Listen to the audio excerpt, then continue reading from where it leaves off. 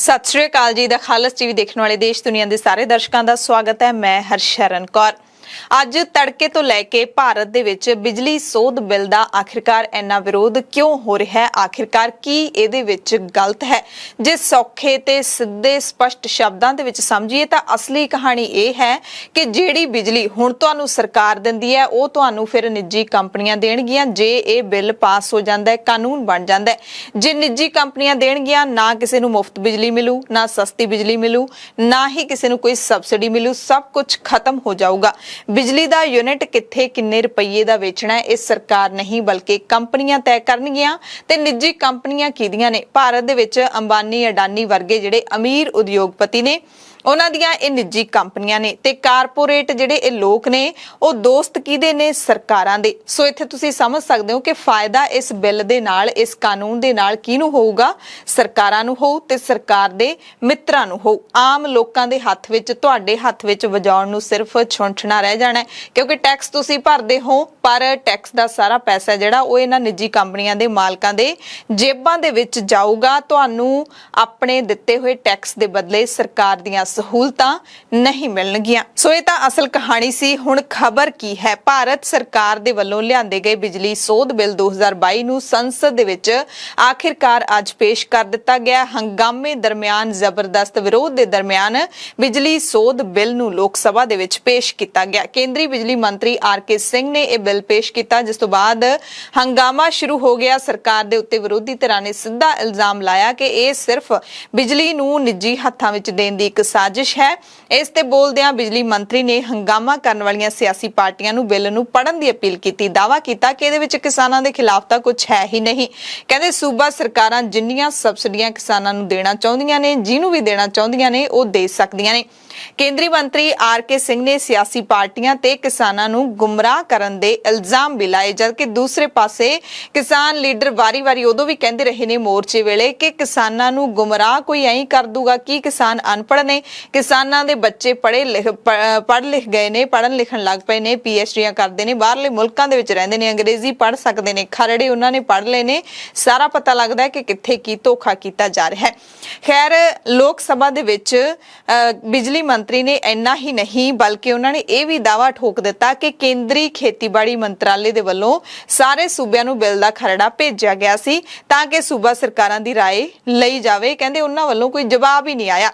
सो हंगामे तो बाद कार्रवाई ठप हो गई। जो मुड़ दोपहर तो बाद कार्रवाई शुरू हुई, फिर हंगामा होया, पर फिर बिल स्टैंडिंग कमेटी नूं आखिरकार भेज दिता गया, यानी कि हुण स्टैंडिंग कमेटी इस ते कोई फैसला लवेगी। लोक सभा दे विच जो विरोधी तरह हंगामा कर रही सी तां बिजली मंत्री ने कांग्रेस दे श्री आनंदपुर साहिब तो सांसद मैंबर मनीष तिवाड़ी दे उस इल्जाम का भी जवाब दिता जिस विच मल्टीपल लाइसेंस जारी करने की गल कही गई है। उन्होंने कहा कि यह कानून 2003 तो लागू है, सरकार ने कुछ नवा नहीं किया, यानी कि कहते कि 2003 वर्गा उही बिल है, ਇਹਦੇ ਵਿੱਚ ਕੁਝ ਵੀ ਨਵਾਂ ਨਹੀਂ ਹੈ। ਪਰ ਜੇ 2003 ਵਾਲਾ ਬਿੱਲ ਹੈ ਤੇ ਫਿਰ ਸੋਧ ਬਿੱਲ ਦਾ ਨਾਮ ਕਿਉਂ ਦਿੱਤਾ ਗਿਆ? ਸੋ ਤਿਵਾੜੀ ਨੇ ਇਸ ਗੱਲ ਦਾ ਵਿਰੋਧ ਕਰਦੇ ਹੋਏ, ਇਸ ਬਿੱਲ ਦਾ ਵਿਰੋਧ ਕਰਦੇ ਹੋਏ ਇਸ ਨੂੰ ਸੂਬਿਆਂ ਦੇ ਲਈ ਘਾਤਕ ਦੱਸਿਆ। ਲੋਕ ਸਭਾ ਦੇ ਵਿੱਚ ਅਕਾਲੀ ਦਲ ਤੋਂ ਲੋਕ ਸਭਾ ਮੈਂਬਰ ਹਰਸਿਮਰਤ ਕੌਰ ਬਾਦਲ ਨੇ ਵੀ ਇਸ ਬਿੱਲ ਨੂੰ ਕਿਸਾਨਾਂ ਦੇ ਨਾਲ ਧੋਖਾ ਦੱਸਿਆ ਤੇ ਕੇਂਦਰ ਸਰਕਾਰ ਦੀ ਕਿਸਾਨਾਂ ਨੂੰ ਲਿਖੀ ਹੋਈ ਉਹੀ ਚਿੱਠੀ ਦਿਖਾਈ ਤੇ ਕਿਹਾ ਕਿ ਸਰਕਾਰ ਆਪਣੀ ਜ਼ੁਬਾਨ ਤੋਂ ਪਲਟ ਰਹੀ ਹੈ। किसानां दे नाल सरकार ने वादा कीता सी जदों किसान मोर्चा चल रहा सी दिल्ली दे विच, तां किसान लीडरां दे नाल सरकार दीयां बैठकां हुंदियां सी दिल्ली दे विग्यान भवन दे विच। उदों सरकार एक मीटिंग दे विच मन्नी सी कि असीं बिजली सोध बिल किसानां दी राय तो बिना नहीं लैके आवांगे, पर हुण लै आंदा गया। इस करके इह किसानां दे नाल भी वादा खिलाफी है। 2020 दे विच भारत दे विच केंद्र सरकार दे वल्लों पास कीते गए 3 खेती कानूनां दे खिलाफ किसानां ने लंबा अंदोलन लड़िया सी। उदों सरकार बिजली सोध बिल संसद विच पेश ना करन दे लई तैयार होई सी, किसानां दे नाल वादा कीता सी। लिखती भरोसा भी फिर नवंबर 2021 दे विच दिता गया सी जदों इन्हां ने मोर्चा ਫਤਿਹ ਕਰਨ ਦਾ ਐਲਾਨ ਕਰ ਦਿੱਤਾ ਸੀ। ਮੋਰਚਾ ਮੁਲਤਵੀ ਕਰ ਦਿੱਤਾ ਸੀ। ਲਿਖਤੀ ਭਰੋਸੇ 'ਚ ਸੀ ਕਿ ਸਾਰੀਆਂ ਸੰਬੰਧਿਤ ਧਿਰਾਂ ਦੇ ਸ਼ੰਕੇ ਦੂਰ ਕਰਨ ਤੋਂ ਬਾਅਦ ਹੀ ਬਿਜਲੀ ਸੋਧ ਬਿੱਲ ਸੰਸਦ ਵਿੱਚ ਪੇਸ਼ ਕੀਤਾ ਜਾਊਗਾ, ਪਰ ਅਜਿਹਾ ਨਹੀਂ ਕੀਤਾ ਗਿਆ। ਸੋ ਕਿਸਾਨ ਮੋਰਚੇ ਨੇ ਇੱਕ ਦਿਨ ਪਹਿਲਾਂ ਹੀ ਐਲਾਨ ਕਰ ਦਿੱਤਾ ਸੀ ਕਿ ਜੇ ਕੇਂਦਰ ਸਰਕਾਰ ਉਹਨਾਂ ਦੇ ਨਾਲ ਬਿਨਾਂ ਸਲਾਹ ਮਸ਼ਵਰਾ ਕਰੇ ਤੋਂ ਬਿਜਲੀ ਸੋਧ ਬਿੱਲ ਪੇਸ਼ ਕਰੂਗੀ ਤਾਂ ਕਿਸਾਨ ਪੂਰੇ ਦੇਸ਼ ਵਿੱਚ ਪ੍ਰਦਰਸ਼ਨ ਕਰਨਗੇ। ਸਿਰਫ ਇੰਨਾ ਹੀ ਨਹੀਂ, ਸੰਯੁਕਤ ਕਿਸਾਨ ਮੋਰਚੇ ਨੇ ਬਿਜਲੀ ਮੁਲਾਜ਼ਮਾਂ ਨੂੰ ਵੀ ਉਹਨਾਂ ਦੇ ਸੰਘਰਸ਼ ਵਿੱਚ ਨਾਲ ਸ਼ਾਮਿਲ ਹੋਣ ਦੀ ਅਪੀਲ ਕੀਤੀ ਹੈ। ਨੌਜਵਾਨ ਕਿਸਾਨ ਲੀਡਰ ਰਜਿੰਦਰ ਸਿੰਘ ਦੀਪ ਸਿੰਘ ਵਾਲਾ ਦੇ ਮੁਤਾਬਿਕ ਕੇਂਦਰ ਸਰਕਾਰ ਸੂਬਾ ਸਰਕਾਰਾਂ ਦੇ ਅਧਿਕਾਰ ਖੋ ਰਹੀ ਹੈ, ਲੁੱਟ ਰਹੀ ਹੈ। ਕਿਸਾਨ ਮਜ਼ਦੂਰ ਸੰਘਰਸ਼ ਕਮੇਟੀ ਦੇ ਲੀਡਰ ਸਰਵਣ ਸਿੰਘ ਪੰਧੇਰ ਨੇ ਕਿਹਾ ਕਿ 2001 ਦੇ ਵਿੱਚ ਵੀ ਇਹ ਬਿੱਲ ਆਇਆ ਸੀ, ਪਰ ਉਸ ਵਕਤ ਇਸ ਬਿੱਲ ਨੂੰ ਸਰਕਾਰ ਨੇ ਮਨਜ਼ੂਰ ਨਹੀਂ ਕੀਤਾ ਸੀ। ਕਿਸਾਨ ਲੀਡਰ ਹਰਿੰਦਰ ਸਿੰਘ ਲੱਖੋਵਾਲ ਨੇ ਕਿਹਾ ਕਿ ਕੇਂਦਰ ਸਰਕਾਰ ਜਦੋਂ ਦੀ ਆਈ ਹੈ ਗਰੀਬਾਂ ਦਾ ਗਲਾ ਘੁੱਟਣ ਤੇ ਲੱਗੀ ਹੋਈ ਹੈ। ਸਾਨੂੰ ਕਹਿੰਦੇ ਫਸਲਾਂ ਦੇ ਪੂਰੇ ਰੇਟ ਤਾਂ ਮਿਲਦੇ ਨਹੀਂ, ਪਰ ਬਿਜਲੀ ਜ਼ਰੂਰ ਸਾਨੂੰ ਮਹਿੰਗੀ ਦਿੱਤੀ ਜਾਊਗੀ। ਇਸ ਬਿੱਲ ਦੇ ਖਿਲਾਫ ਪੰਜਾਬ ਵਿਧਾਨ ਸਭਾ ਦੇ ਵਿੱਚ ਮਤਾ ਵੀ ਪਾਸ ਹੋ ਚੁੱਕਿਆ। ਬਾਵਜੂਦ ਇਸ ਦੇ ਸੈਂਟਰ ਨੇ ਆਪਣੀ ਮਰਜ਼ੀ ਪੁਗਾ ਹੀ ਲਈ ਹੈ ਤੇ ਉਹ ਦਿਨ ਵੀ ਦੂਰ ਨਹੀਂ ਜਦੋਂ ਇਹ ਬਿੱਲ ਪਾਸ ਕਰਵਾ ਲਿਆ ਜਾਊਗਾ। ਹਾਲੇ ਪੇਸ਼ ਕੀਤਾ ਗਿਆ, ਇਹਨੂੰ ਪਾਸ ਵੀ ਕਰਵਾਇਆ ਜਾਊਗਾ ਤੇ ਇਹਨੂੰ ਕਾਨੂੰਨ ਵੀ ਬਣਾਇਆ ਜਾਊਗਾ, ਕਿਉਂਕਿ ਉਹੀ ਸੈਂਟਰ ਸਰਕਾਰ ਹੈ ਜਿਸ ਨੇ ਵੱਡੇ ਵਿਰੋਧ ਦੇ ਬਾਵਜੂਦ ਕਸ਼ਮੀਰ ਦੇ ਵੀ 2 ਟੋਟੇ ਕਰ ਦਿੱਤੇ ਸੀ, ਦਫਾ 370 ਖਤਮ ਕਰ ਦਿੱਤੀ ਸੀ ਤੇ ਹੋਰ ਵੀ ਬਹੁਤ ਸਾਰੇ ਅਜਿਹੇ ਫੈਸਲੇ ਲਏ ਨੇ। ਹਾਲਾਂਕਿ 3 ਖੇਤੀ ਕਾਨੂੰਨ ਵੀ ਪਾਸ ਕਰ ਦਿੱਤੇ ਸੀ, ਪਰ ਕਿਸਾਨਾਂ ਨੇ ਇੱਕ ਲੰਬਾ ਸੰਘਰਸ਼ ਲੜਿਆ ਜਿਸ ਤੋਂ ਬਾਅਦ ਸਰਕਾਰ ਨੂੰ ਮਜਬੂਰੀ ਦੇ ਵਿੱਚ ਝੁਕਣਾ ਪਿਆ ਸੀ। ਖੈਰ, ਪੰਜਾਬ ਦੇ ਸਾਰੇ ਲੀਡਰਾਂ ਨੇ ਬਿਜਲੀ ਸੋਧ ਬਿੱਲ ਨੂੰ ਮੁਲਕ ਦੇ ਫੈਡਰਲ ਢਾਂਚੇ ਤੇ ਹਮਲਾ ਕਰਾਰ ਦਿੰਦਿਆਂ ਇਲਜ਼ਾਮ ਲਾਇਆ ਕਿ ਇਸ ਬਿੱਲ ਬਾਰੇ ਕਿਸੇ ਵੀ ਸੂਬੇ ਦੇ ਨਾਲ ਚਰਚਾ ਨਹੀਂ ਕੀਤੀ ਗਈ ਤੇ ਕਿਉਂ ਨਹੀਂ ਕੀਤੀ ਗਈ, ਇਹ ਸਵਾਲ ਚੁੱਕੇ ਨੇ। ਪੰਜਾਬ ਦੇ ਮੁੱਖ ਮੰਤਰੀ ਭਗਵੰਤ ਸਿੰਘ ਮਾਨ ਨੇ ਵੀ ਕੇਂਦਰ ਸਰਕਾਰ ਨੂੰ ਤਿੱਖੇ ਤੇਵਰ ਦਿਖਾਏ ਨੇ। ਇਸ ਬਿੱਲ ਨੂੰ ਪੇਸ਼ ਕਰਨ ਤੋਂ ਪਹਿਲਾਂ ਹੀ ਪੰਜਾਬ ਦੇ ਮੁੱਖ ਮੰਤਰੀ ਭਗਵੰਤ ਮਾਨ ਅਤੇ ਸ਼੍ਰੋਮਣੀ ਅਕਾਲੀ ਦਲ ਦੇ ਪ੍ਰਧਾਨ ਸੁਖਬੀਰ ਸਿੰਘ ਬਾਦਲ ਨੇ ਪ੍ਰਧਾਨ ਮੰਤਰੀ ਨਰਿੰਦਰ ਮੋਦੀ ਨੂੰ ਅਪੀਲ ਕੀਤੀ ਸੀ ਕਿ ਇਸ ਬਿੱਲ ਨੂੰ ਸੰਸਦ ਵਿੱਚ ਪੇਸ਼ ਨਾ ਕੀਤਾ ਜਾਵੇ। ਮੁੱਖ ਮੰਤਰੀ ਭਗਵੰਤ ਮਾਨ ਨੇ ਕਿਹਾ ਕਿ ਅਸਲ ਦੇ ਵਿੱਚ ਕੇਂਦਰ ਚਾਲਾਂ ਚੱਲ ਰਿਹਾ ਹੈ। ਅਜਿਹੀਆਂ ਚਾਲਾਂ ਦੇ ਨਾਲ ਸੰਘੀ ਢਾਂਚੇ ਦੀਆਂ ਨੀਹਾਂ ਨੂੰ ਸੈਂਟਰ ਸਰਕਾਰ ਖੋਖਲਾ ਕਰਨਾ ਚਾਹੁੰਦੀ ਹੈ। ਆਏ ਦਿਨ ਸੂਬਿਆਂ ਦੇ ਅਧਿਕਾਰਾਂ ਤੇ ਛਾਪਾ ਮਾਰਨ ਦੀਆਂ ਲਗਾਤਾਰ ਕਹਿੰਦੇ ਕੋਸ਼ਿਸ਼ਾਂ ਕੀਤੀਆਂ ਜਾ ਰਹੀਆਂ ਨੇ। ਮੁੱਖ ਮੰਤਰੀ ਨੇ ਚੇਤਾਵਨੀ ਦਿੰਦੇ ਹੋਏ ਕਿਹਾ ਕਿ ਕੇਂਦਰ ਸਰਕਾਰ ਸੂਬਿਆਂ ਨੂੰ ਕਠਪੁਤਲੀ ਨਾ ਸਮਝੇ। ਅਸੀਂ ਇਹਨਾਂ ਵਧੀਕੀਆਂ ਦੇ ਖਿਲਾਫ ਚੁੱਪ ਕਰਕੇ ਨਹੀਂ ਬੈਠਾਂਗੇ। ਆਪਣੇ ਅਧਿਕਾਰਾਂ ਦੀ ਰਾਖੀ ਲਈ ਅਸੀਂ ਸੜਕ ਤੋਂ ਲੈ ਕੇ ਸੰਸਦ ਤੱਕ ਲੜਾਈ ਲੜਾਂਗੇ। ਹਾਲਾਂਕਿ ਬਿਆਨ ਉਸੇ ਤਰ੍ਹਾਂ ਦਾ ਹੈ ਜਿਹੜਾ ਬਿਆਨ ਪੰਜਾਬ ਦੇ ਖਜ਼ਾਨਾ ਮੰਤਰੀ ਹਰਪਾਲ ਸਿੰਘ ਚੀਮਾ ਨੇ ਦਿੱਤਾ ਸੀ ਉਦੋਂ ਜਦੋਂ ਪੰਜਾਬ ਦੀ ਰਾਜਧਾਨੀ ਚੰਡੀਗੜ੍ਹ ਦੇ ਜਿਹੜੇ ਸਰਕਾਰੀ ਮੁਲਾਜ਼ਮ ਨੇ ਉਹਨਾਂ ਨੂੰ ਸੈਂਟਰ ਸਰਕਾਰ ਨੇ ਪੰਜਾਬ ਦੇ ਹੱਥੋਂ ਖੋ ਕੇ ਆਪਣੇ ਅਧੀਨ ਕਰ ਲਿਆ ਸੀ। ਉਦੋਂ ਵੀ ਇਹੀ ਕਿਹਾ ਸੀ ਕਿ ਸੜਕ ਤੋਂ ਲੈ ਕੇ ਸੰਸਦ ਤੱਕ ਦੀ ਲੜਾਈ ਹੋਊ, ਪਰ ਉਹ ਲੜਾਈ ਨਹੀਂ ਹੋਈ। ਸ਼੍ਰੋਮਣੀ ਅਕਾਲੀ ਦਲ ਦੇ ਪ੍ਰਧਾਨ ਸੁਖਬੀਰ ਸਿੰਘ ਬਾਦਲ ਨੇ ਵੀ ਪ੍ਰਧਾਨ ਮੰਤਰੀ ਨੂੰ ਚਿੱਠੀ ਲਿਖ ਕੇ ਬਿਜਲੀ ਬਿੱਲ ਨੂੰ ਸੰਸਦ ਦੇ ਵਿੱਚ ਪੇਸ਼ ਨਾ ਕਰਨ ਲਈ ਕਿਹਾ। ਸ਼੍ਰੋਮਣੀ ਅਕਾਲੀ ਦਲ ਦੇ senior leader doctor Daljit Singh Cheema ਨੇ ਕਿਹਾ ਕਿ ਸੰਵਿਧਾਨ ਦੇ ਵਿੱਚ ਕੁਝ ਹੱਕ ਕੇਂਦਰ ਕੋਲ ਨੇ, ਕੁਝ ਸੂਬਾ ਸਰਕਾਰਾਂ ਦੇ ਕੋਲ ਤੇ ਬਿਜਲੀ ਵਿਭਾਗ ਸੂਬਾ ਸਰਕਾਰਾਂ ਕੋਲੇ ਹੈ। ਕੇਂਦਰ ਸਰਕਾਰ ਨੇ ਜੇ ਬਿਜਲੀ ਬਿੱਲ ਨੂੰ ਲੈ ਕੇ ਕੋਈ ਵੀ ਸੋਧ ਲਿਆਉਣੀ ਸੀ ਤਾਂ ਇਸ ਸੰਬੰਧੀ ਪਹਿਲਾਂ ਸੂਬੇ ਨਾਲ ਰਾਬਤਾ ਕਾਇਮ ਕਰਨਾ ਚਾਹੀਦਾ ਸੀ। ਆਮ ਆਦਮੀ ਪਾਰਟੀ ਦੇ ਮੁੱਖ ਬੁਲਾਰੇ ਮਾਲਵਿੰਦਰ ਸਿੰਘ ਕੰਗ ਨੇ ਕਿਹਾ ਕਿ ਪੂਰੇ ਮੁਲਕ ਦਾ ਪ੍ਰਾਈਵੇਟਕਰਨ ਹੋ ਰਿਹਾ ਹੈ। ਬੀਜੇਪੀ ਨੂੰ ਗਰੀਬ ਤਬਕੇ ਤੋਂ ਨਫ਼ਰਤ ਹੈ। ਸਾਰੇ ਫੈਸਲੇ ਕਾਰਪੋਰੇਟ ਦੇ ਹੱਕ ਵਿੱਚ ਲਏ ਜਾ ਰਹੇ ਨੇ ਤੇ ਲਏ ਗਏ ਨੇ। ਕਿਸਾਨ ਪਰੇਸ਼ਾਨ ਹੈ। ਪਹਿਲਾਂ ਇਹ ਪਲੈਨਿੰਗ ਕਮਿਸ਼ਨ ਸੀਗਾ, ਮੋਦੀ ਸਾਹਿਬ ਨੇ ਆ ਕੇ ਇਹਨੂੰ ਨੀਤੀ ਯੋਗ ਬਣਾਤਾ। 7 ਮੀਟਿੰਗਾਂ ਹੁਣ ਤੱਕ ਹੋਈਆਂ, ਜਿਹੜੀ 8ਵੀਂ ਸ਼ਾਇਦ ਚੱਲ ਰਹੀ ਹੈ। ਇਹ 'ਚ ਕੋਈ ਦੋ ਰਾਏ ਨਹੀਂ ਆ, ਜਿਹੜੀ ਕਾਰਜ ਪ੍ਰਣਾਲੀ ਹੈ ਮੋਦੀ ਸਾਹਿਬ ਦੀ ਉਹ ਬਹੁਤ ਸੈਂਟਰਲਾਈਜ਼ ਹੈ। ਲੇਕਿਨ ਜੇ ਅਸੀਂ ਉੱਥੋਂ ਐਬਸੈਂਟ ਹੀ ਹੋ ਜਾਾਂਗੇ ਫਿਰ ਤੇ ਅਸੀਂ ਮਾਰੇ ਜਾਵਾਂਗੇ ਨਾ। ਫਿਰ ਸਾਡੀ ਗੱਲ ਬਾਤ ਕਿਹਨੇ ਪੁੱਛਣੀ? ਪਬਲਿਕ ਓਪੀਨੀਅਨ ਮੰਨ ਲਓ ਅੱਜ ਦੇਸ਼ ਦੀ ਸਰਕਾਰ ਸਾਡੀ ਇਹ ਮੁੱਦਿਆਂ ਤੇ ਨਹੀਂ ਵੀ ਸੁਣਦੀ ਤੇ ਜਿਹੜਾ ਕ੍ਰਾਈਸਿਸ ਦਿਖਾ ਰਿਹਾ ਮੈਂ, ਚਾਹੇ ਉਹ ਈਡੀਬਲ ਆਇਲ ਦੀ ਗੱਲ ਹੈ, ਚਾਹੇ ਦਾਲਾਂ ਦੀ ਗੱਲ ਹੈ, ਤੇ ਕੱਲ ਨੂੰ ਦੂਜੇ ਲੋਕ ਵੀ ਤੇ ਆਵਾਜ਼ ਚੁੱਕਣਗੇ। ਜਦੋਂ ਪੰਜਾਬ ਪੈਦਾ ਕਰਨ ਲਈ ਤਿਆਰ ਹੈ, ਤੁਸੀਂ 1 ਲੱਖ ਕਰੋੜ ਬਾਹਰਲੇ ਮੁਲਕਾਂ ਨੂੰ ਕਿਉਂ ਦੇ ਰਹੇ ਹੋ, ਕਿਉਂ ਇੰਪੋਰਟ ਕਰ ਰਹੇ ਹੋ? ਸੋ ਡੈਫੀਨੇਟਲੀ ਪੰਜਾਬ ਔਰ ਸਰਕਾਰਾਂ ਦੀ ਜ਼ਿੰਮੇਵਾਰੀ ਹੈ ਕਿ ਆਪਣੀ ਆਵਾਜ਼ ਨੂੰ ਬੁਲੰਦ ਕਰਨਾ ਅਲੱਗ-ਅਲੱਗ ਪਲੇਟਫਾਰਮਾਂ ਤੋਂ, ਔਰ ਮਜਬੂਰ ਕਰਨਾ ਕਿ ਜਿਹੜੇ ਡਿਸੀਜਨ ਮੇਕਰ ਹੈ ਉਹ ਇਸ ਮਸਲਿਆਂ ਤੇ ਹੱਲ ਸੋ ਪੂਰੇ ਪੰਜਾਬ ਦੇ ਵਿੱਚ ਸੱਤਾ ਧਿਰ ਸਮੇਤ ਵਿਰੋਧੀ ਧਿਰਾਂ ਨੇ ਜਿਹੜੀਆਂ ਉਹ ਲਗਾਤਾਰ ਇਸ ਬਿੱਲ ਦਾ ਵਿਰੋਧ ਕਰ ਰਹੀਆਂ ਨੇ, ਪਰ ਸਿਰਫ ਬੀਜੇਪੀ ਹੈ ਜਿਹੜੀ ਕਿ ਹੱਕ ਦੇ ਵਿੱਚ ਬਿਆਨ ਦੇ ਰਹੀ ਹੈ। ਦੇਵੇ ਵੀ ਕਿਉਂ ਨਾ, ਕਿਉਂਕਿ ਸੈਂਟਰ ਦੇ ਵਿੱਚ ਵੀ ਬੀਜੇਪੀ ਦੀ ਸਰਕਾਰ ਹੈ। ਸੋ ਬੀਜੇਪੀ ਦੇ ਪੰਜਾਬ ਦੇ ਲੀਡਰ ਹਰਜੀਤ ਸਿੰਘ ਗਰੇਵਾਲ ਨੇ ਕਿਹਾ ਕਿ ਇਸ ਬਿੱਲ ਨਾਲ ਬਿਜਲੀ ਸਪਲਾਈ ਵੀ ਵਧੀਆ ਹੋਊਗੀ ਤੇ ਪਾਰਦਰਸ਼ਤਾ ਵੀ ਆਵੇਗੀ। ਇਸੇ ਤਰ੍ਹਾਂ ਸੁਰਜੀਤ ਜਾਨੀ ਨੇ ਕਿਹਾ ਕਿ ਜਦੋਂ ਤੋਂ ਮੁਲਕ ਆਜ਼ਾਦ ਹੋਇਆ ਉਦੋਂ ਤੋਂ ਤਰੱਕੀ ਲਈ ਹੋਣ ਵਾਲੇ ਹਰ ਕੰਮ ਦਾ ਵਿਰੋਧ ਕੀਤਾ ਗਿਆ, ਚਾਹੇ ਉਹ ਭਾਖੜਾ ਬੰਨ ਹੋਵੇ ਜਾਂ ਫਿਰ ਕੰਬਾਈਨਾਂ ਦੇ ਨਾਲ ਕਟਾਈ ਦਾ ਜਿਹੜਾ ਰਿਵਾਜ ਹੋਵੇ। ਇਹ ਬਿੱਲ ਵੀ ਕਹਿੰਦੇ ਕਿਸਾਨਾਂ ਦੇ ਲਈ ਫਾਇਦੇਮੰਦ ਹੈ। ਉਹਨਾਂ ਕਿਹਾ ਕਿ ਵਾਅਦਾ ਖਿਲਾਫੀ ਕਿਸਾਨ ਜਥੇਬੰਦੀਆਂ ਨੇ ਵੀ ਕੀਤੀ ਹੈ।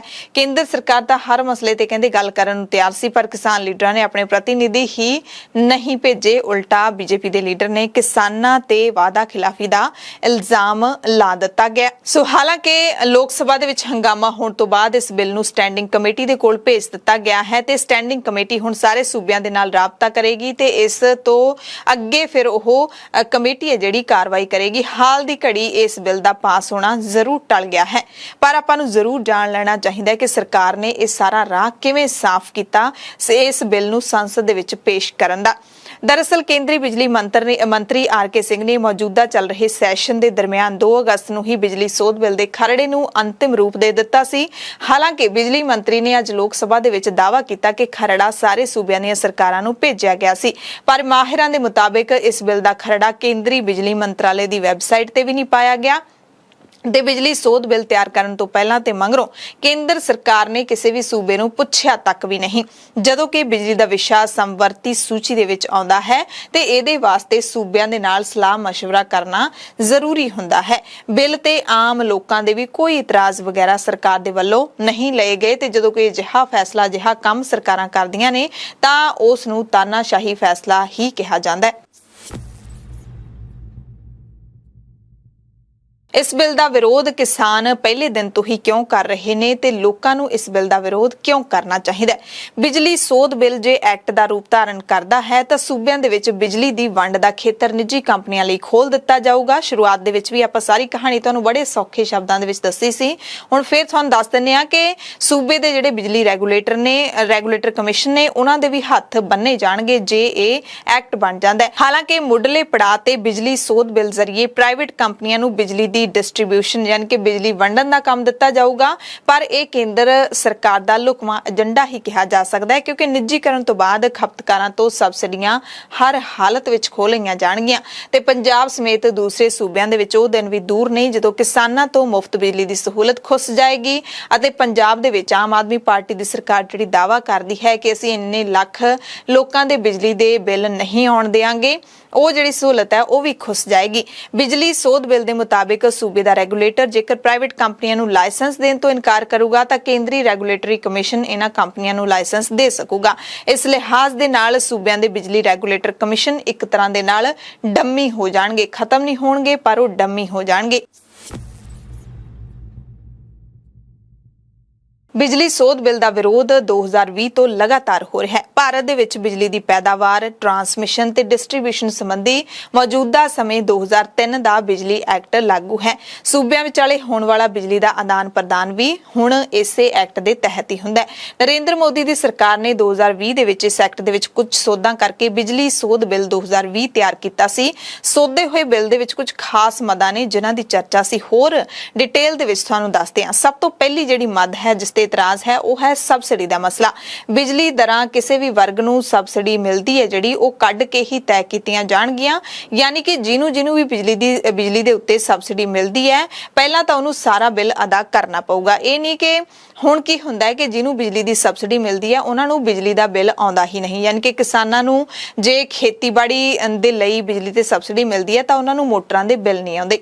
ਪਰ ਜੇ ਇਹ ਐਕਟ ਬਣ ਜਾਂਦਾ ਤਾਂ ਕੀ ਹੋਊਗਾ ਕਿ ਉਹਨਾਂ ਨੂੰ ਬਿੱਲ ਆਉਣਗੇ, ਬਿੱਲ ਉਹਨਾਂ ਨੂੰ ਤਾਰਨੇ ਵੀ ਪੈਣਗੇ, ਬਾਅਦ ਵਿੱਚ ਉਹਨਾਂ ਨੂੰ ਸਬਸਿਡੀ ਵਾਲੇ ਪੈਸੇ ਨੇ ਜਿਹੜੇ ਉਹ ਵਾਪਸ ਕੀਤੇ ਜਾਣਗੇ। ਇੱਕ ਗੁੰਝਲਦਾਰ ਚੀਜ਼ ਉਹਨੂੰ ਬਣਾਇਆ ਜਾਊਗਾ। ਸੋ ਸੋਚਣ ਵਾਲੀ ਗੱਲ ਹੈ ਕਿ ਫਿਰ ਸਬਸਿਡੀ ਦਾ ਕੀ ਫਾਇਦਾ? ਸਬਸਿਡੀ ਉਹਨਾਂ ਲੋਕਾਂ ਨੂੰ ਦਿੱਤੀ ਜਾਂਦੀ ਹੈ ਜਿਹੜੇ ਕਿ ਬਿੱਲ ਭਰਨ ਦੇ ਲਈ, ਬਿੱਲ ਤਾਰਨ ਦੇ ਲਈ ਸਮਰੱਥ ਹੀ ਨਹੀਂ ਹੁੰਦੇ, ਉਹਨਾਂ ਕੋਲੇ ਪੈਸੇ ਨਹੀਂ ਹੁੰਦੇ। ਹੁਣ ਜੇ ਇਹ ਐਕਟ ਬਣ ਜੂਗਾ ਤਾਂ ਪਹਿਲਾਂ ਉਹਨਾਂ ਨੂੰ ਬਿਜਲੀ ਦਾ ਬਿੱਲ ਤਾਰਨਾ ਪਊਗਾ, ਯਾਨੀ ਕਿ ਕਿਤੋਂ ਨਾ ਕਿਤੋਂ ਪੈਸੇ ਦਾ ਪ੍ਰਬੰਧ ਕਰਨਾ ਹੀ ਪਊਗਾ। ਉਸ ਤੋਂ ਬਾਅਦ ਸਰਕਾਰ ਹੈ ਜਿਹੜੀ, ਜਾਂ ਕਹਿ ਦਈਏ ਕਿ ਨਿੱਜੀ ਕੰਪਨੀਆਂ ਕਦੋਂ ਪੈਸੇ ਉਹਨਾਂ ਨੂੰ ਵਾਪਸ ਕਰਦੀਆਂ ਨੇ, ਤੇ ਇਹ ਤਾਂ ਫਿਰ ਉਹਨਾਂ ਤੇ ਹੀ ਡਿਪੈਂਡ ਕਰਦਾ ਹੈ। ਦੂਸਰੀ ਜਿਹੜੀ ਇਤਰਾਜ਼ ਵਾਲੀ ਗੱਲ ਹੈ, ਕੌਮੀ ਨਵਿਆਉਣਯੋਗ ਊਰਜਾ। ਪ੍ਰਸਤਾਵਿਤ ਬਿੱਲ ਦੇ ਵਿੱਚ ਕੌਮੀ ਨਵਿਆਉਣਯੋਗ ਊਰਜਾ ਨੀਤੀ ਜੋੜੀ ਗਈ ਹੈ। ਇਹਦੇ ਮੁਤਾਬਿਕ ਕੇਂਦਰ ਸਰਕਾਰ ਤੈਅ ਕਰ ਸਕਦੀ ਹੈ ਕਿ ਇੰਨੀ ਘੱਟੋ ਘੱਟ ਫੀਸਦ ਬਿਜਲੀ ਹੈ ਜਿਹੜੀ ਉਹ ਨਵਿਆਉਣਯੋਗ ਸੋਮਿਆਂ ਅਤੇ ਹਾਈਡਰੋ ਤੋਂ ਤਿਆਰ ਕੀਤੀ ਖਰੀਦੀ ਹੀ ਜਾਵੇ। ਇੱਕ ਬਾਉਂਡ ਕਰ ਦਿੱਤਾ ਜਾਊਗਾ, ਯਾਨੀ ਕਿ ਬਿਜਲੀ ਹੈ ਜਿਹੜੀ ਉਹ ਕੋਲੇ ਤੇ ਹੋਰ ਸੀਮਿਤ ਸਰੋਤਾਂ ਤੋਂ ਤਿਆਰ ਹੁੰਦੀ ਹੈ। ਨਵਿਆਉਣਯੋਗ ਸਰੋਤ ਕਿਹੜੇ ਹੁੰਦੇ ਨੇ? ਸੂਰਜ ਦੀ ਰੋਸ਼ਨੀ ਤੋਂ ਬਿਜਲੀ ਤਿਆਰ ਕਰਨੀ, ਹਵਾ ਤੋਂ, ਜੈਵਿਕ ਵੇਸਟ ਤੋਂ ਅਤੇ ਪਾਣੀ ਤੋਂ ਵੀ ਬਿਜਲੀ ਤਿਆਰ ਹੁੰਦੀ ਹੈ। ਤੇ ਨਵੇਂ ਬਿੱਲ ਦੇ ਵਿੱਚ ਪ੍ਰਸਤਾਵ ਹੈ ਕਿ ਖਰੀਦੀ ਜਾ ਰਹੀ ਕੁੱਲ ਬਿਜਲੀ ਦੇ ਵਿੱਚ ਇੱਕ ਤੈਅ ਹਿੱਸਾ ਨਵਿਆਉਣਯੋਗ ਸੋਮਿਆਂ ਤੋਂ ਤਿਆਰ ਬਿਜਲੀ ਦਾ ਹੋਣਾ ਜ਼ਰੂਰੀ ਹੋਏਗਾ।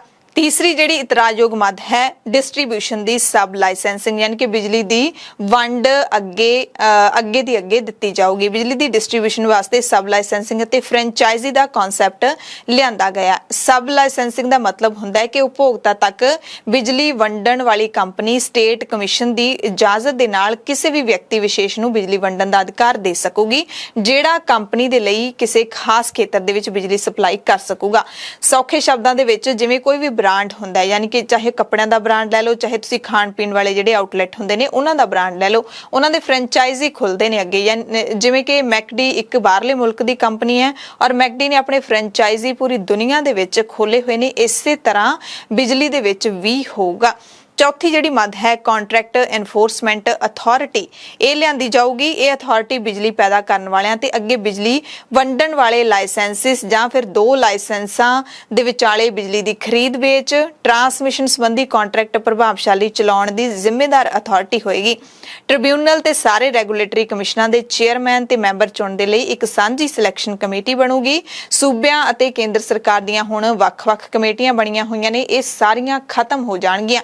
ਪੂਰੇ ਦੇਸ਼ ਦੀ ਸਾਂਝੀ ਕਮੇਟੀ ਜੇ ਬਣੂਗੀ ਤਾਂ ਇਹਦੇ ਨਾਲ ਬਿਜਲੀ ਖੇਤਰ ਦੇ ਮਸਲਿਆਂ ਦੇ ਵਿੱਚ ਸੂਬਾ ਸਰਕਾਰਾਂ ਦੇ ਅਧਿਕਾਰ ਮੰਨਫੀ ਹੋ ਜਾਣਗੇ, ਕਿਉਂਕਿ ਜ਼ਾਹਿਰ ਤੌਰ ਤੇ ਜੇ ਸਾਂਝੀ ਕਮੇਟੀ ਬਣੂਗੀ ਸੈਂਟਰ ਤੇ ਸੂਬਾ ਸਰਕਾਰਾਂ ਦੀ, ਤਾਂ ਉਹਦੇ ਵਿੱਚ ਜਿਹੜਾ ਸੈਂਟਰ ਦਾ ਬੰਦਾ ਹੋਏਗਾ, ਸੈਂਟਰ ਦਾ ਨੁਮਾਇੰਦਾ ਹੋਏਗਾ, ਉਸ ਦਾ ਜ਼ੋਰ ਹੈ ਜਿਹੜਾ ਉਹ ਜ਼ਿਆਦਾ ਚੱਲੇਗਾ। ਸੂਬੇ ਨੇ ਜਿਹੜੇ ਇੱਕ ਤਰ੍ਹਾਂ ਦੇ ਨਾਲ ਕਠਪੁਤਲੀਆਂ ਬਣ ਕੇ ਰਹਿ ਜਾਣਗੇ। ਸੋ ਪੰਜਾਬ ਦੇ ਵਿੱਚ ਮੌਜੂਦਾ ਸਮੇਂ ਕਿਸਾਨਾਂ ਨੂੰ ਮੁਫਤ ਬਿਜਲੀ ਦੀ ਸਹੂਲਤ ਮਿਲੀ ਹੋਈ ਹੈ। ਕਈ ਵਰਗਾਂ ਨੂੰ ਕ੍ਰਾਸ ਸਬਸਿਡੀ ਵੀ ਮਿਲਦੀ ਹੈ, ਯਾਨੀ ਕਿ ਲੋੜਵੰਦ ਗਰੀਬ ਵਰਗ ਨੂੰ ਸਸਤੀ ਬਿਜਲੀ ਮਿਲਦੀ ਹੈ। ਹੁਣ ਪੰਜਾਬ ਦੇ ਵਿੱਚ ਮੁਫਤ ਬਿਜਲੀ ਮਿਲਣੀ ਵੀ ਸ਼ੁਰੂ ਹੋ ਚੁੱਕੀ ਹੈ ਤੇ ਵੱਡੇ ਵਪਾਰਿਕ ਅਦਾਰਿਆਂ ਨੂੰ ਆਮ ਨਾਲੋਂ ਮਹਿੰਗੀ ਬਿਜਲੀ ਮਿਲਦੀ ਹੈ। ਨਵੇਂ ਬਿੱਲ ਦੇ ਨਾਲ ਇਹ ਸਬਸਿਡੀ ਹੌਲੀ-ਹੌਲੀ ਖਤਮ ਹੋ ਜਾਊਗੀ। ਖਤਮ ਹੋਣ ਦਾ ਪੂਰਾ ਖਦਸ਼ਾ ਹੈ, ਇਹਦੇ ਵਿੱਚ ਕੋਈ ਸ਼ੱਕ ਨਹੀਂ ਹੈ। ਕਿਸਾਨਾਂ ਨੂੰ ਮਿਲਦੀ ਮੁਫਤ ਬਿਜਲੀ ਅਤੇ ਗਰੀਬ ਵਰਗ ਨੂੰ ਮਿਲਦੀ ਸਸਤੀ ਅਤੇ ਫ੍ਰੀ ਬਿਜਲੀ ਹੈ ਜਿਹੜੀ ਉਹ ਪੰਜਾਬ ਦੇ ਅੰਦਰ ਇੱਕ ਵੱਡਾ ਸਿਆਸੀ ਮਸਲਾ ਵੀ ਹੈ। ਇਸੇ ਕਰਕੇ ਸੂਬਾ ਸਰਕਾਰ ਵੀ ਨਹੀਂ ਚਾਹੁੰਦੀ ਕਿ ਇਹਦੇ ਵਿੱਚ ਸੂਬੇ ਦੀ ਮਰਜ਼ੀ ਤੋਂ ਬਿਨਾਂ ਕੋਈ ਬਦਲਾਅ ਹੋਵੇ, ਕਿਉਂਕਿ ਐਤਕੀ ਜਿਹੜੀ ਆਮ ਆਦਮੀ ਪਾਰਟੀ ਦੀ ਸਰਕਾਰ ਹੈ, ਸਰਕਾਰ ਦੇ ਜਿੱਤਣ ਦੇ ਵਿੱਚ ਮੁਫਤ ਬਿਜਲੀ ਦੇ ਐਲਾਨ ਦੀ ਬੜੀ ਵੱਡੀ ਭੂਮਿਕਾ ਰਹੀ ਹੈ। ਸੋ ਸਿਆਸੀ ਤੌਰ ਤੇ ਸਿਆਸੀ ਪਾਰਟੀਆਂ ਨੂੰ ਨੁਕਸਾਨ ਹੋਣ ਦਾ ਵੀ ਪੂਰਾ ਡਰ ਹੈ। ਕਿਸਾਨ ਲੀਡਰ ਬੂਟਾ ਸਿੰਘ ਬੁਰਜਗਿੱਲ ਦੇ ਮੁਤਾਬਿਕ ਭਾਵੇਂ ਇਸ ਬਿੱਲ ਦੇ ਵਿੱਚ ਡਾਇਰੈਕਟ ਬੈਨੀਫਿਟ ਟ੍ਰਾਂਸਫਰ ਦੇ ਜ਼ਰੀਏ ਖਾਤਿਆਂ ਦੇ ਵਿੱਚ ਸਬਸਿਡੀ ਪਾਉਣ ਦੀ ਗੱਲ ਕਹੀ ਗਈ ਹੈ, ਪਰ ਕਹਿੰਦੇ ਖਦਸ਼ਾ ਇਹ ਹੈ ਕਿ ਹੌਲੀ-ਹੌਲੀ ਕਿਸਾਨਾਂ ਦੀ ਸਬਸਿਡੀ ਪੂਰੀ ਤਰ੍ਹਾਂ ਖਤਮ ਕਰ ਦਿੱਤੀ ਜਾਏਗੀ। ਮੌਜੂਦਾ ਬਿੱਲ ਦੇ ਬਾਰੇ ਵੀ ਆਪਾਂ ਗੱਲ ਕਰ ਲੈਂਦੇ ਹਾਂ। ਇਹ ਬਿੱਲ ਹੈ ਜਿਹੜਾ ਬਿਜਲੀ ਦਾ ਐਕਟ ਹੈ ਜਿਹੜਾ ਮੌਜੂਦਾ ਸਮੇਂ ਚੱਲ ਰਿਹਾ ਹੈ, 2003 ਦੇ ਵਿੱਚ ਬਣਿਆ ਸੀ। ਉਦੋਂ ਅਗਸਤ 2001 ਦੇ ਵਿੱਚ ਇਹ ਬਿੱਲ ਸੰਤੋਸ਼ ਮੋਹਨ ਦੇਵ ਦੀ ਅਗਵਾਈ ਵਾਲੀ ਸਟੈਂਡਿੰਗ ਕਮੇਟੀ ਔਨ ਐਨਰਜੀ ਨੂੰ ਰੈਫਰ ਹੋਇਆ ਸੀ ਤੇ 2001 ਦੇ ਵਿੱਚ ਵੀ ਇਸ ਦਾ ਵਿਰੋਧ ਹੋਇਆ ਸੀ। ਉਦੋਂ ਫਿਰ ਇਹ ਸਟੈਂਡਿੰਗ ਕਮੇਟੀ ਨੂੰ ਦਿੱਤਾ ਗਿਆ ਸੀ, ਹੁਣ ਵਾਂਗੂ ਹੀ ਇਸ ਕਮੇਟੀ ਨੇ ਫਿਰ ਸਾਰੀਆਂ ਧਿਰਾਂ ਤੇ ਸਾਰੇ ਸੂਬਿਆਂ ਦੇ ਨਾਲ ਵਿਚਾਰ ਚਰਚਾ ਕਰਕੇ 13 ਦਸੰਬਰ 2002 ਨੂੰ ਰਿਪੋਰਟ ਪੇਸ਼ ਕੀਤੀ। ਉਸ ਤੋਂ ਬਾਅਦ ਸੰਸਦ ਦੇ ਵਿੱਚ ਐਕਟ ਬਣਿਆ ਸੀ, ਜਦਕਿ ਤਾਜ਼ਾ ਬਿਜਲੀ ਸੋਧ ਬਿੱਲ ਨੂੰ ਪੇਸ਼ ਕਰਨ ਤੋਂ ਪਹਿਲਾਂ ਅਜਿਹਾ ਨਹੀਂ ਹੋਇਆ। ਮਾਹਿਰਾਂ ਨੇ ਮੰਗ ਕੀਤੀ ਸੀ ਕਿ ਇਸ ਸੋਧ ਬਿੱਲ ਨੂੰ ਵੀ ਸਟੈਂਡਿੰਗ ਕਮੇਟੀ ਦੇ ਹਵਾਲੇ ਕੀਤਾ ਜਾਵੇ ਤੇ ਇਸ ਨੂੰ ਕਰ ਵੀ ਦਿੱਤਾ ਗਿਆ। ਦੇਖਦੇ ਹਾਂ ਕਿ ਸਟੈਂਡਿੰਗ ਕਮੇਟੀ ਲੋਕਾਂ ਦੇ ਹੱਕ ਵਿੱਚ ਖੜਦੀ ਹੈ ਜਾਂ ਫਿਰ ਸਰਕਾਰ ਤੇ ਸਰਕਾਰ ਦੇ ਮਿੱਤਰਾਂ ਦੇ ਹੱਕ ਵਿੱਚ। ਖਾਸ ਰਿਪੋਰਟ ਦੇਖਣ ਵਾਲੇ ਸਾਰੇ ਦਰਸ਼ਕਾਂ ਦਾ ਧੰਨਵਾਦ।